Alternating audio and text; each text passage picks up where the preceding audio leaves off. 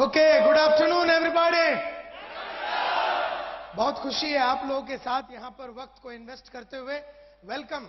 आप लोग यहां पर क्यों आए हैं, मुझे ये जल्दी से जल्दी बता दीजिए कि आप लोग यहां पर क्यों आए। एक एक करके हाथ ऊपर करके बताइए कि आप लोग यहां पर क्यों आए। Yes sir. कुछ जानने के लिए साहब यहां पर आए हैं, कुछ जानने के लिए। Yes sir. कुछ सीखने के लिए। क्या सीखना चाहते हो आप? सक्सेसफुल कैसे बनना है। Yes sir. क्या सीखना है? मोटिवेट होने के लिए। क्यों मोटिवेट होना चाहते हो आप? जिंदगी में आगे क्यों बढ़ना है? सपने हैं तो क्या हो गया, अभी तक तो जैसी जिंदगी चल रही है वैसे चलने तो क्या प्रॉब्लम है। ओके, तो यहां पर आए हैं सपनों को साकार करने के लिए। कोई मोटिवेट होने के लिए आया है तो कोई सीखने के लिए आए हैं। यहां पर से कोई क्यों आए हैं आप? Yes sir. पैसा कमाना। पैसा कमाने के लिए ये जेंटलमैन यहां पर आए हैं। Yes sir. आग लेने आए हैं।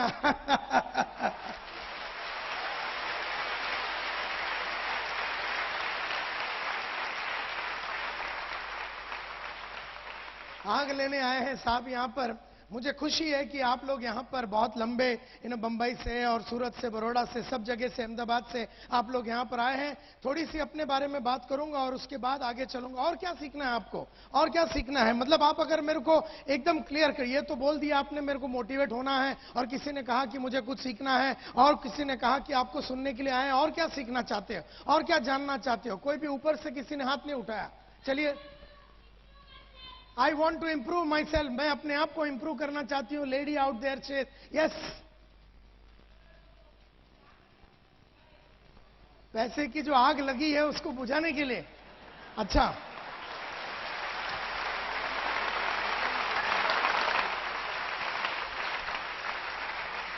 Okay. Yes, somebody else. Yes sir. जिंदगी में कभी डिप्रेशन नहीं आवे, ये एक पते की बात आपने कही, क्योंकि कई लोगों को मैंने लाइफ में देखा उठते हुए और फिर बैठ जाते हैं। कोई 2-3 महीना ऊपर रहता है, फिर 4-5 महीना गायब हो जाता है। कोई 5-6 महीना ऊपर रहता है और उसके बाद गायब हो जाता है। ये क्यों होता है ये मैं जानता हूं। तो जिंदगी में हमेशा के लिए मोटिवेटेड रहना चाहते हैं। 1 महीना नहीं, 1 साल नहीं, एक खाली 3 महीना नहीं, 4 महीना नहीं, लेकिन हमेशा के लिए जिंदगी भर अगर मोटिवेटेड रहना है तो मुझे क्या करना पड़ेगा, ये उन्होंने मुझसे पूछा। मुझे क्या करना पड़ेगा, क्योंकि 24.5 साल हो गए मेरे को। 24.5 साल हो गए। ऐसा कोई दिन नहीं रहा, ऐसा कोई हफ्ता नहीं रहा, ऐसा कोई महीना नहीं रहा, ऐसा कोई साल नहीं रहा जहां पर मुझे कोई तकलीफ हुई और मैं डाउन हुआ। 24.5 साल, 24.5 ईयर्स से मैं लगातार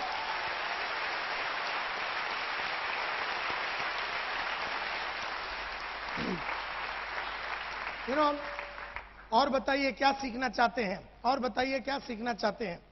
चलिए जल्दी जल्दी। Success. Yes sir. Network marketing में मुझे इतिहास करना है तो मुझे क्या करना पड़ेगा संतोष नायर? ये जेंटलमैन पूछ रहे हैं। Yes sir. क्या बनने के लिए? समबड़ी बनने के लिए। अच्छा, I am nobody, I want to be a somebody. Somebody बनने के लिए ये यहां पर आए हैं कि कुछ मैं करके दिखाऊं, कुछ ऐसा करके दिखाऊं कि लोग बोले यार इसके माफत बनना है, इस इंसान के माफत बनना है। क्या बात करता है यार, इसकी क्या चाल है, इसकी क्या अदा है, इसकी हर बात में मस्ती है। मैं इसके माफत बनना चाहता हूं, मैं ये समबड़ी बनना चाहता हूं। मैं वो इंसान बनना चाहता हूं जिसको देखने के बाद लोगों के मन में एक determination, dedication, sincerity, honesty, commitment, जुनून, जोश, पागलपन पैदा हो जावे। इस तरह का मैं इंसान बनना चाहता हूं। इसके लिए यहां पर आए हैं। और कोई? चलिए चलिए। Yes sir.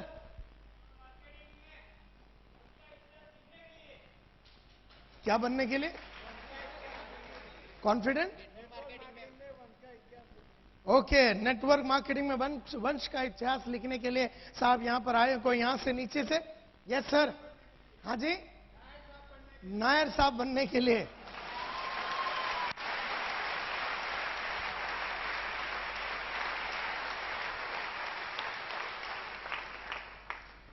आज से कई साल पहले की बात है, 1983 की बात करता हूं। आज से 23.5-24 साल पहले एसवाईबी में पढ़ता था।